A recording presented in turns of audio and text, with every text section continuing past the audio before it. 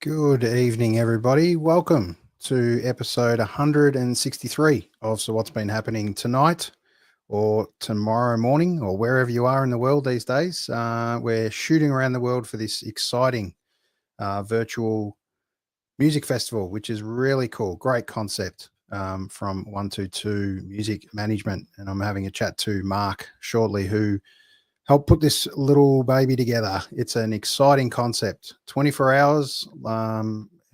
Geez, what a festival this is going to be. 24 bands, 24 hours, a band starting at 7 o'clock local time around the world. Oh, this is exciting. I can't wait. 21st of December is your date. Get it in the diary. But most importantly, you've only got till the 30th of November to organise a pre-ticket at a discounted price, and then look out. Price is going to go up, I'm sure. So make sure you get in, get amongst it. And most importantly, spread it on socials and try and tell your mates, because it's really exciting, this festival. Kind of reminds me back of the COVID days, to be honest, sitting back on the chair and not being able to go anywhere. And virtual festivals were part of how it works. So this is really exciting to be able to connect with a few bands.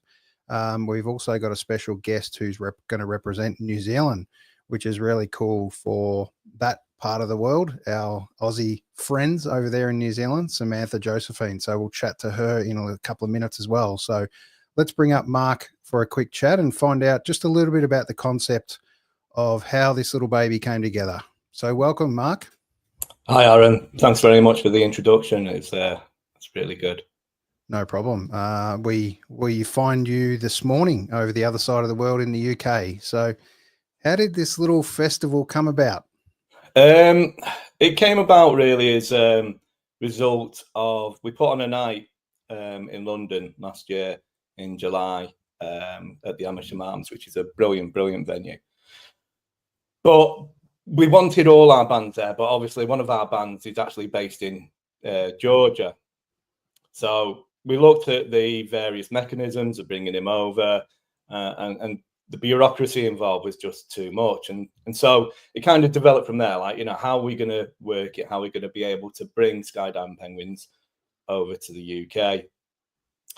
And it kind of developed from that. And then I kind of started thinking, well, what happens if because part of our remit is what we do is 122 Music Management is to kind of help the wider independent community. So I've just realized my hands are going like that, like Donald Trump. We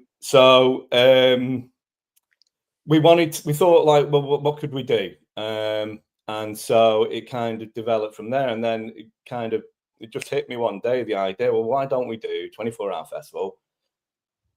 Everyone around the world starting at the same time. It was just one of those things that just hit. And I thought, yeah, I really like the idea. The rest of the guys agree with it. And then it went from there, really. And that was just the start. And the logistics involved in trying to pull this one together, everyone to start around time zones around the world at 7 o'clock, is a great concept. Quite a unique one. Has it ever been done like this, to your knowledge, before? Not as far as we're aware, no.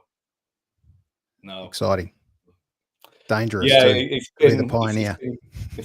It's been tricky. It's been fun. It's definitely been fun, but it's also been tricky as well. Yep. And it's really exciting that so we're at this stage, have we been able to lock in the 24 hours? They're all locked in and done and ready to roll. Yeah. I mean, the thing with the actual festival is it's not going to be live, because we just looked at that and we just thought that's just going to be too much. So all the sets are pre-recorded. Yep. Sets last generally anywhere from 30 minutes to an hour, even virtually. And we thought that would be the best way of doing it. We've brought in an online chat thing. So after each set, you can chat with each act as well, if you so like. And then after that, we've got some promos running for, again, people in the independent community. So bands, other organizations, just advertising them, offering free promos, and means of, just getting the word out there about all these bands that are out there that are actually very, very good and deserve some more ears on them. Well, we're going to talk a little bit more shortly, but I thought it might be apt that we've got an artist to join us on this exciting little journey. Time zones are a challenge in amongst this is live. So we're going, it's been fantastic. You've been able to join me from 9 o'clock in the morning in the UK. It's now 8 o'clock PM Melbourne time, Australia, and we're shooting over to 10 o'clock PM in New Zealand, in Christchurch, I believe. So this is really exciting to, well, firstly, I want to thank Samantha for staying up for us. Most importantly, you've woken up early, so that's even better, Mark. But let's bring Samantha up and have a quick chat and get to meet each other. Hey, Sam. Hey. Finally. I know. Finally, I properly meet. I know it's ridiculous. We haven't actually sort of like seen each other face to face before. Sure, this is another crazy component of what this festival is and how it's going to unite people. So this is really exciting. Samantha, tell us a little bit about how you became part of the New Zealand leg and how you became to represent New Zealand here. I got an email. That's a good start. Yeah, and it was like, you know, like as an artist, you get a lot of random emails, like. So initially I thought, oh, it's another one of those random, you know, someone's trying to scam me. Something. Sure. Well, let's face it, it's a little bit of an out-of-the-box concept, right? So if you look at it, you'd easily think, oh, this isn't serious. Who would do something as crazy as this? Yeah. Yeah, they said they'd done like a listening party and they'd liked my album they'd found on Bandcamp. And cool. So they offered me to play and I thought, yeah, sure. That sounds like actually something I could do. It's I think I went in a little bit naively, not realizing how much work it would be to put together a video like that. But, absolutely. All right. I'm going to play a little clip of yours from one of your songs, Your Unbelievable Head. I'm going to play a little bit of that and then we're going to jump on and have a little bit more of a chat. Here we are with Your Unbelievable Head.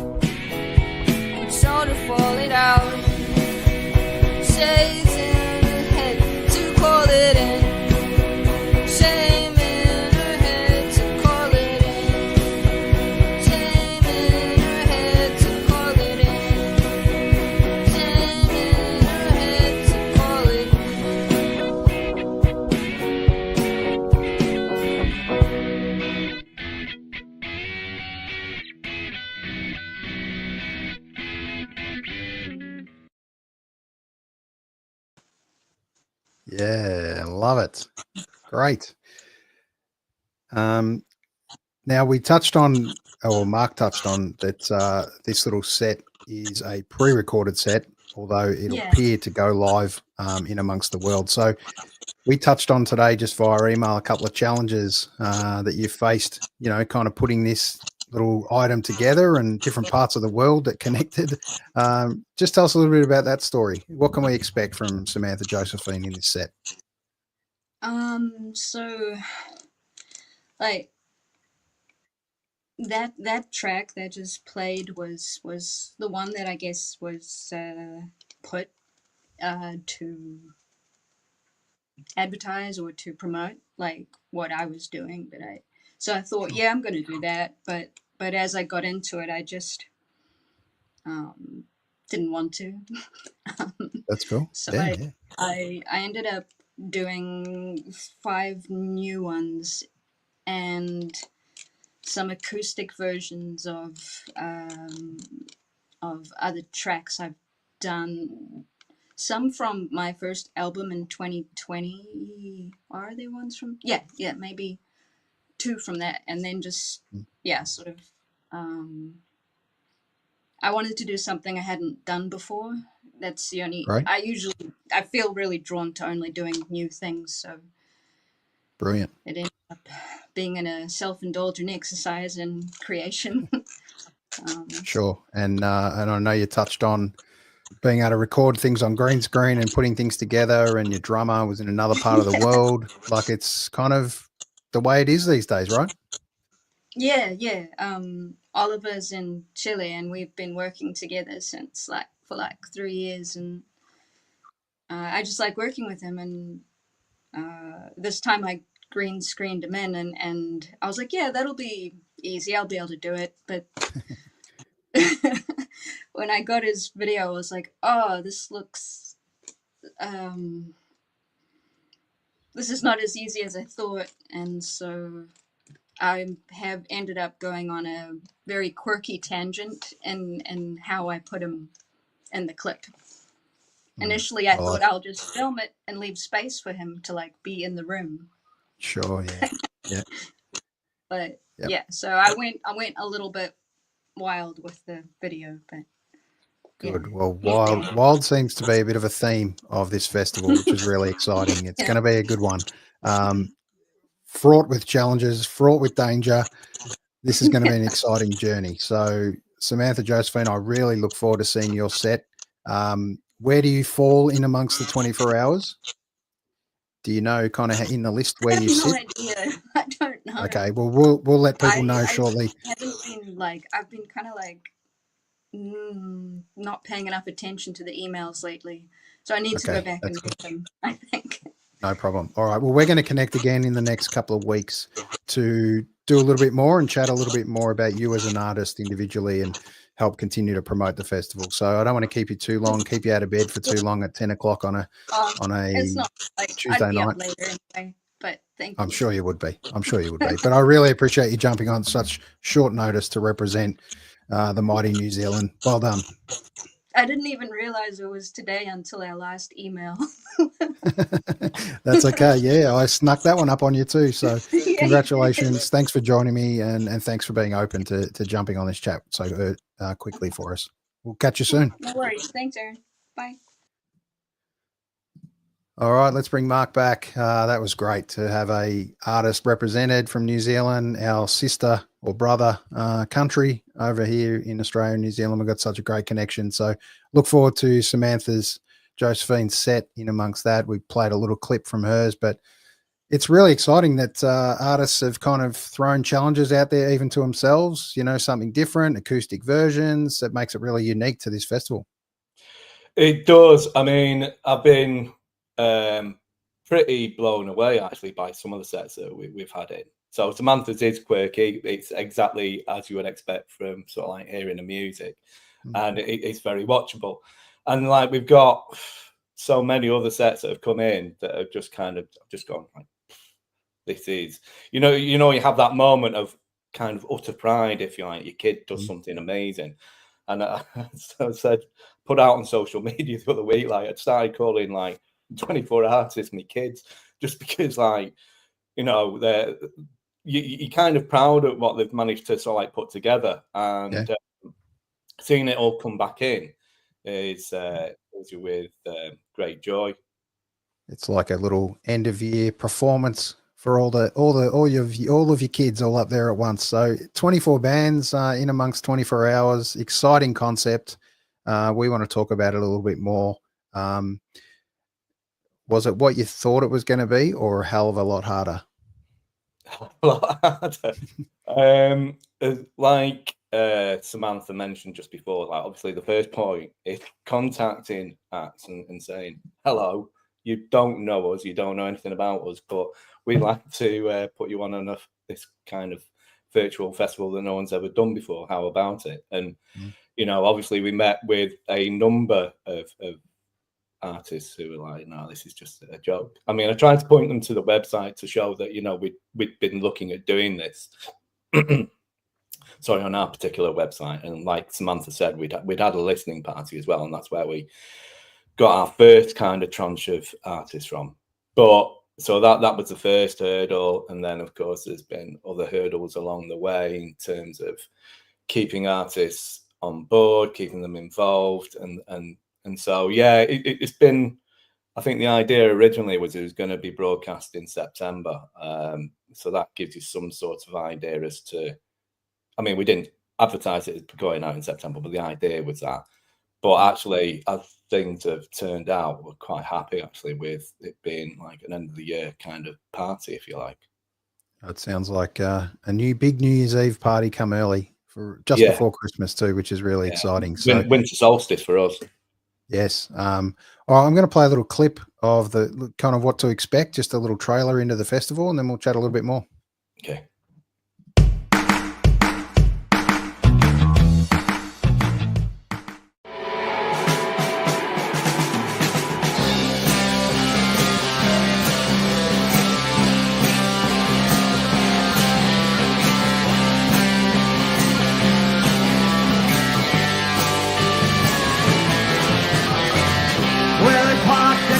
There is a mass cloud.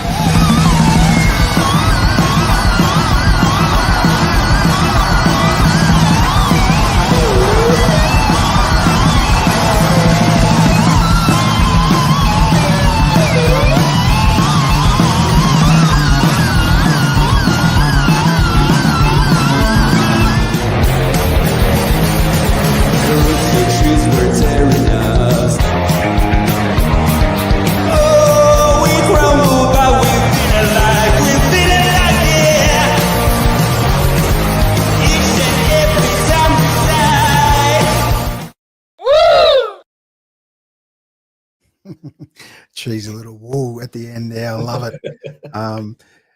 Yeah, it's fantastic to connect so many acts. Has there been in amongst this? Has there been one standout you can kind of think of that you didn't know, obviously didn't know much of? You reached out to a whole stack of bands. Was there one or two, or just one you can mention that you just thought, I'll stick with the first one because.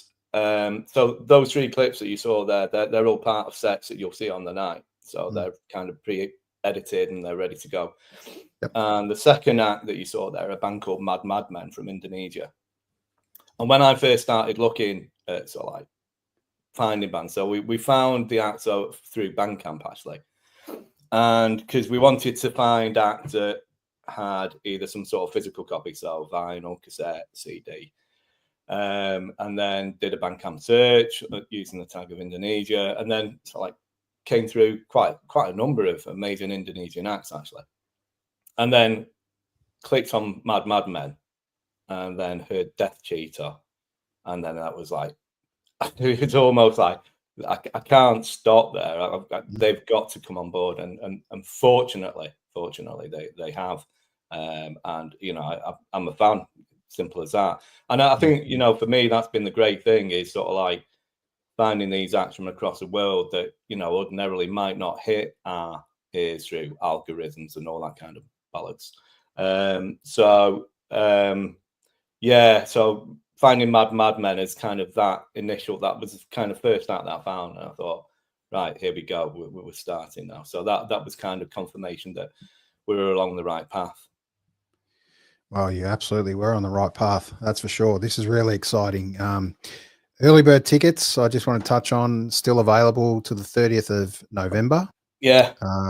It talks about an obviously release, and the good news is it's going to be available to continue to watch, which is really cool, until the 20th of January, I believe, if that's correct. Still, That's right. Yeah. I mean, obviously, we don't expect everyone to stay up for 24 hours solid just watching. I mean, they can do if they want, but I wouldn't advise it. We'd like to hear from anyone that actually does. Shoot us a message. That'd be amazing. That would be amazing. I can't do it. I'm too old. So me and my mate are doing it in shifts. What do you think it was? If I touched on this before, but what do you think your kind of biggest roadblock or challenge piecing this thing together and keeping it live, or getting it to a point where it goes up and streams as if it's live, giving that festival vibe?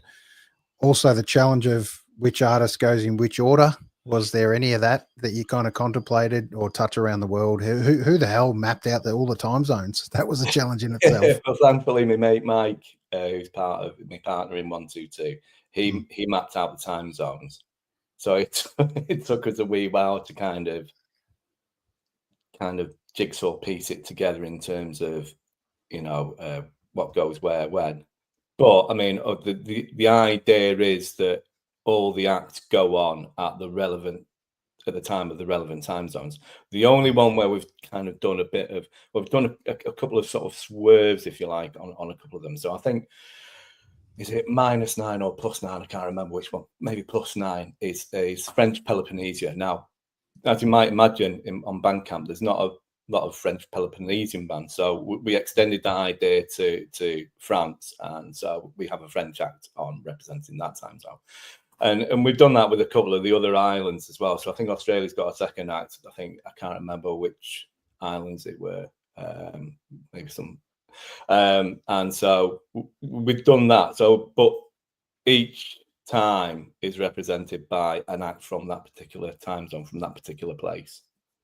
Brilliant. So that was that. In terms of the biggest obstacle, is probably for me, it's the understanding of the streaming of it, the technical side of putting on a production like this, because this is obviously completely new to me.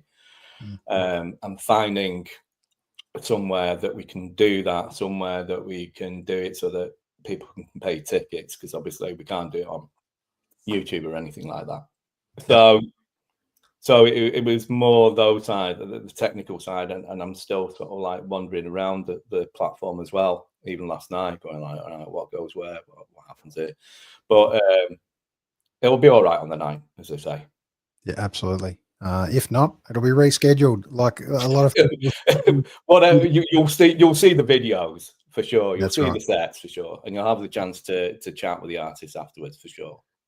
Beautiful. I think it's an incredible opportunity you've given so many artists, independent artists. I suppose, other than the obvious, but why independent artists for you, unsigned, different parts of the world? This is a massive opportunity for reach for so many artists. This is how I came about this festival, was interviewing Big League, talked about gigs coming up, and we touched on this online festival, which really gripped me, made me reach out to you, and thanks for being open to accepting my invitation to digging deeper a little bit more on this chat. Yeah, no, truly delighted to be on this with you, Aaron, because I saw the interview with Big League as well. It was I like the kind of nice mellowness of the chat, if you know what I mean. So yeah, we chose independent artists, but obviously because so much is against independent unsigned artists getting the word out there. So taking it back to the Amateur Arms gig where it first started mulling around my head, and we've looked at promoting other nights around London, and it's just a bit of a nightmare, to be honest, because even if you go to free gigs that are promoted, and I've been to a couple, and like still struggling to get audiences, still. So no one basically in the grassroots scene is getting paid. The promoters aren't getting paid, the artists aren't getting paid, the venues aren't really getting enough from it. So to bypass that a bit, to bypass algorithms and all that kind of like I say, bollocks before. We've just thought, let's try and extend this as far as we can. And obviously, it's not an algorithm. It's our choice. It's our ears deciding, like, okay, we think that these are a good fit. But we're hoping that some people will trust our ears to say, okay, you're probably not going to like every single act over the 24 hours. But to be honest, that's not necessarily important. You probably, hopefully, find a handful of acts you'll come away from and go, you know what, I'm a fan of theirs now. And if we do that, then we've achieved something. Even if you just find one and you go, they're my new favorite acts, I bought their album, then we've achieved something. Well, that's a nice, simple way to analyze, the growth or the expectation of where you see yourself with this festival, which I think is an easy achievement in amongst the challenges you've had for sure. But this is a really exciting concept. It's not too long now, so time is ticking. It turns up in just under a month from now, which is really exciting. I touched on kind of music and stuff around the world. Let's talk about 122 music management for a second. How long you kind of been in and around the music industry, and obviously you've looked at a different way to make music. I suppose, like we said, take the algorithm out of it now and actually almost create your own pathway. I've seen and heard and felt so many new artists in amongst Bandcamp and referrals from other artists, which is really cool. But you're almost creating your own platform to give it its own set of wings here. Yeah. I mean, obviously, when we, like I said at the outset, we approached a number of artists, and obviously we got batted back on a number of occasions. But I mean, Bandcamp is such a great resource for finding artists that have got albums out there, and I think if you're out on Bandcamp, you're kind of backing yourself, really. With streaming services, for me, they're as much about advertising as they are about anything else, and we advise our artists not to put albums up. Not saying we're right, not saying we're wrong, but that's what we advise. We try and ask people to look at it as an advertising service, almost, especially with Spotify not paying until 1,000 streams, blah blah blah blah. But with Bandcamp, obviously, a band, an artist actually earn from that. It's not a perfect system. It's an imperfect system, and sometimes it can be a bit clunky. But it's a start, and I think artists having their stuff on there is a great place to be. So I've kind of meandered off what you were asking in the first place. Yep, no, that's okay. I was just kind of touching on what the scene's really like effectively outside of live music's a challenge. Live music's a challenge in all parts of the world, getting people to gigs, getting the confidence to sell tickets. I'm not sure how it is in the UK, in London, in amongst venues and stuff as well now. You're finding you're losing great venues after all this time?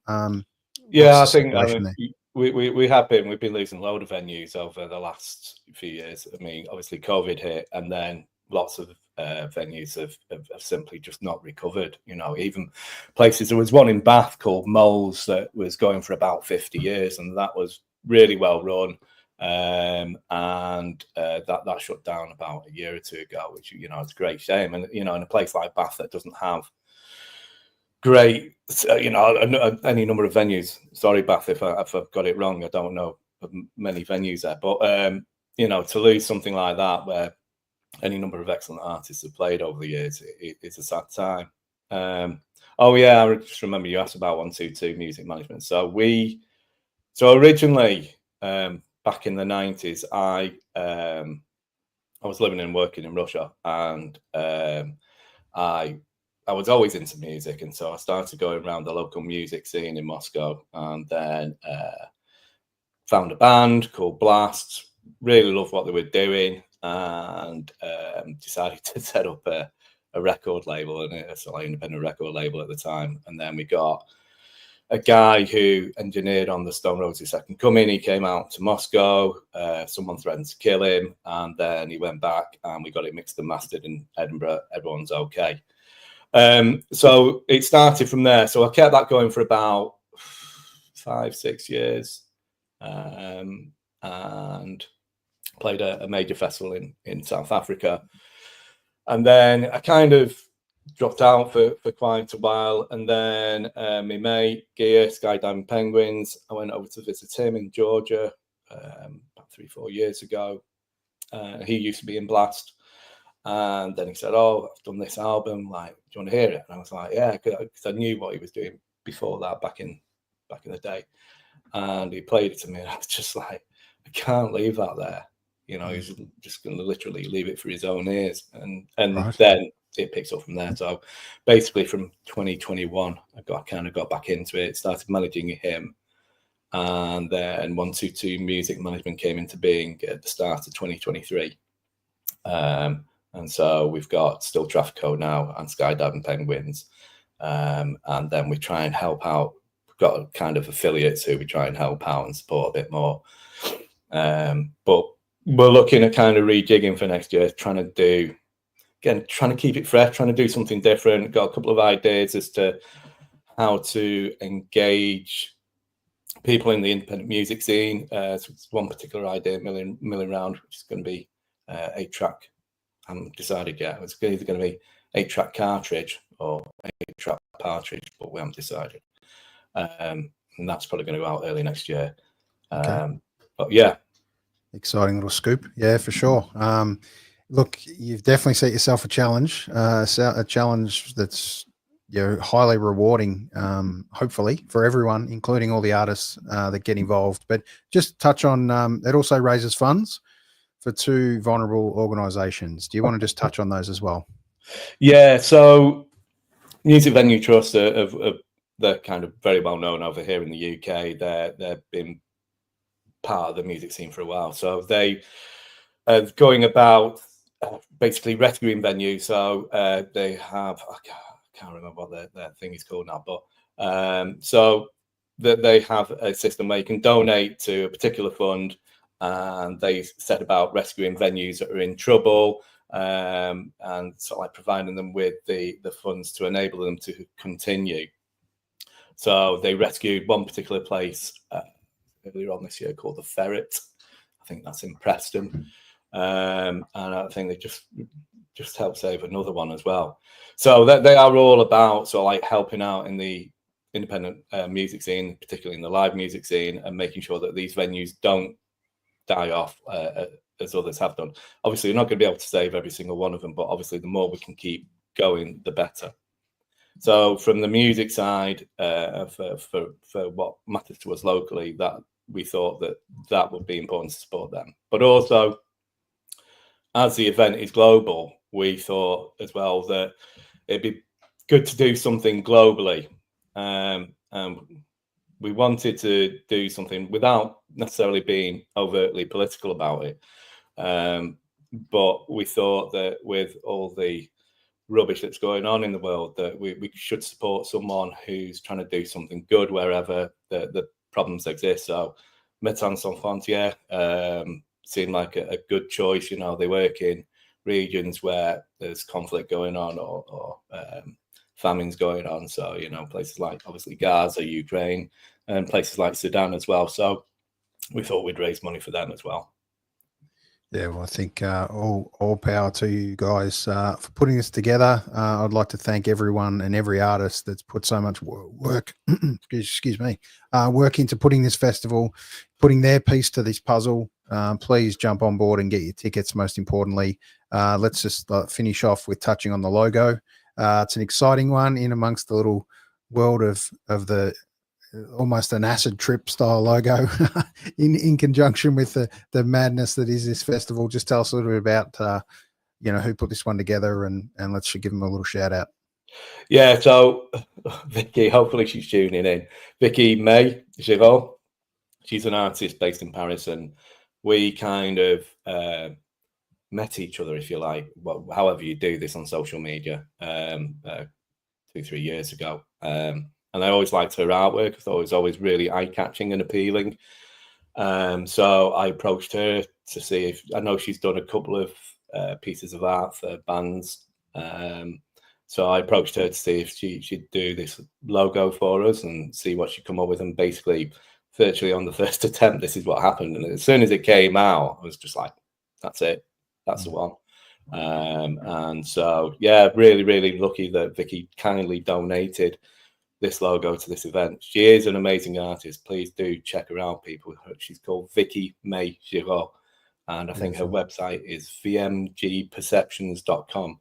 You can correct me if I'm wrong, Vicky. No problem. We'll make sure we get that posted in the comments for people to view this later. And also thank all these incredible bands that are part of this great festival. It's a awesome initiative, Mark. It's an exciting time in music for you, and most importantly, every one of these independent artists that have jumped on this bill. I mean, have a look at this list. It's an exciting one. Make sure you jump on and get an early bird ticket, most importantly. And you know what? I'd encourage people to jump on and try and just spread the word for us. That's all we're asking you to do on behalf of 122 Music Management and this festival. I'd just spread the word, tell some people about it. Everyone I've mentioned to the concept just said, wow, that's a great idea. Everyone got used to the kind of COVID, I suppose, festivals or online versions, but this is something unique. This is something that's combined so many artists together.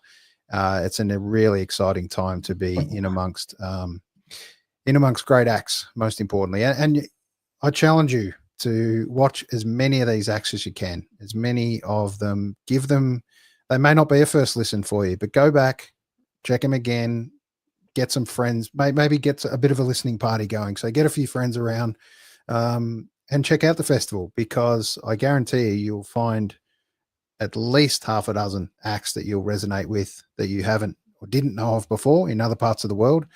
Give them a bit of love on Bandcamp, most importantly. You might even gift a song, which is a really cool concept of Bandcamp as well. Bandcamp Fridays are really exciting, where most of the money, I think, hopefully a bit more than most, goes to the artist. I'm not certain it's all, but on those Fridays, which is a little bit unique in today's world, to give up a percentage of your profits, I guess, out to Bandcamp. So, Mark, I'd like to thank you for joining me, mate. Is there anything in closing you kind of want to touch on?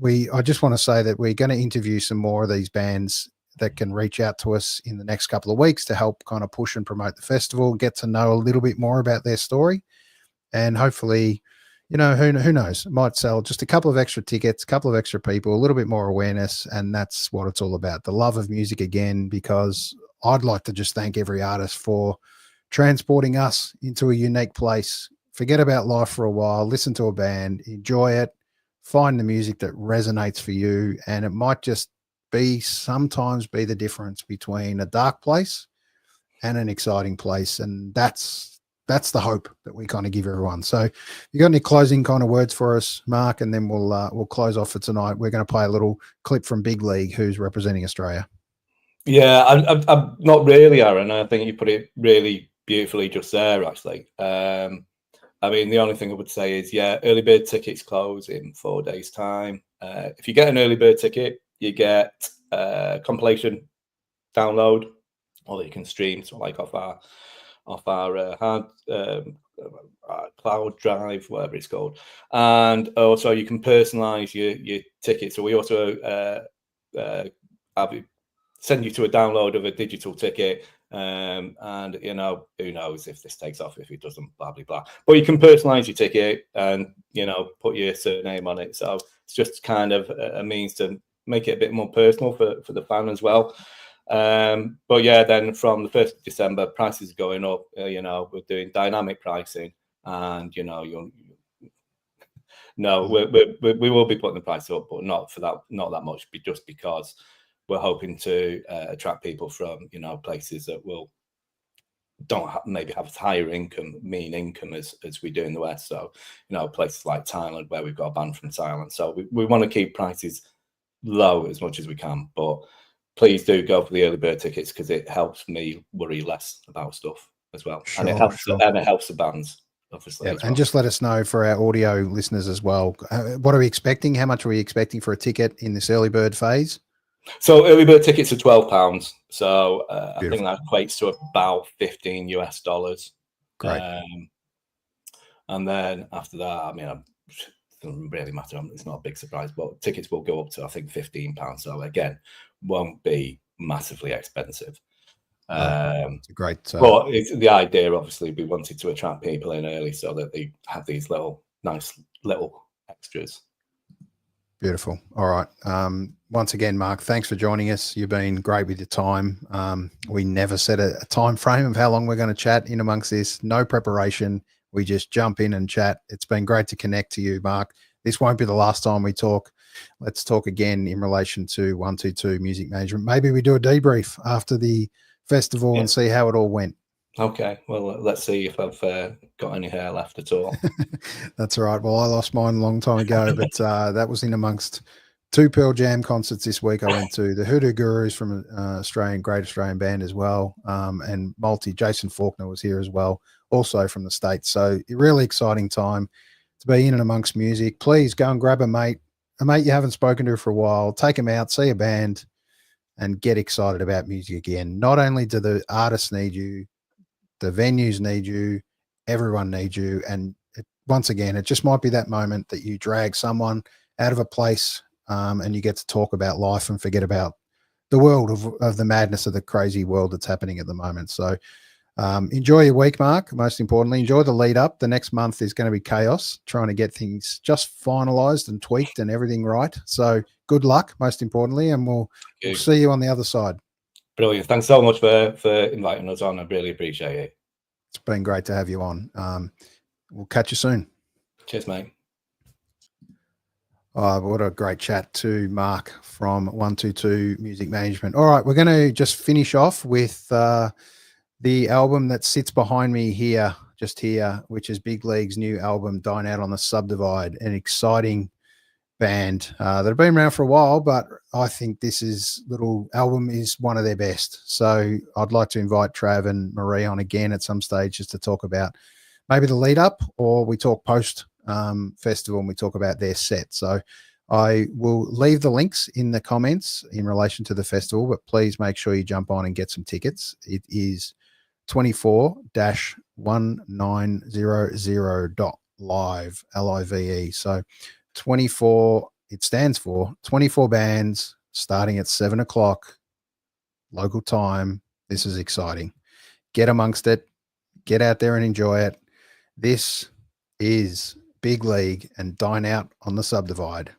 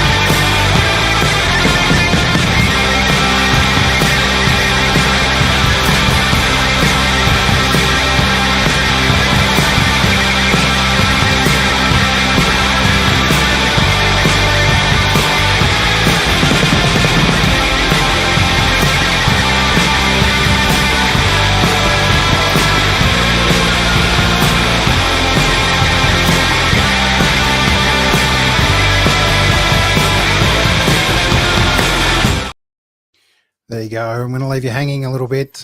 Make sure you jump on bigleagueband.net, but also, as I touched on multiple times in amongst this chat, 24-1900.live is your spot. Get the tickets, tell your mates, This is exciting.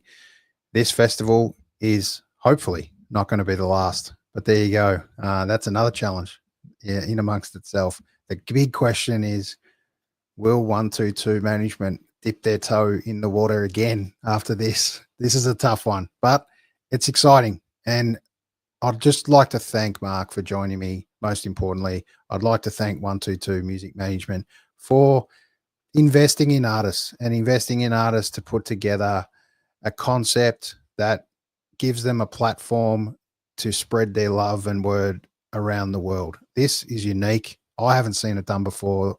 Let's put a call out that this is the first of its kind.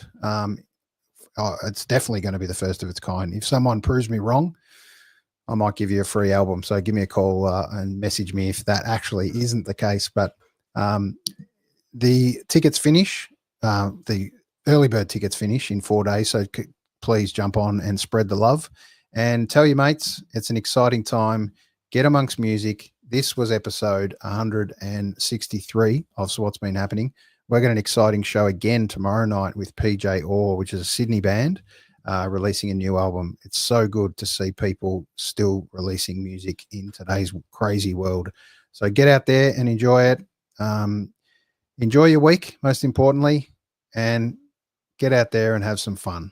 We will see you soon.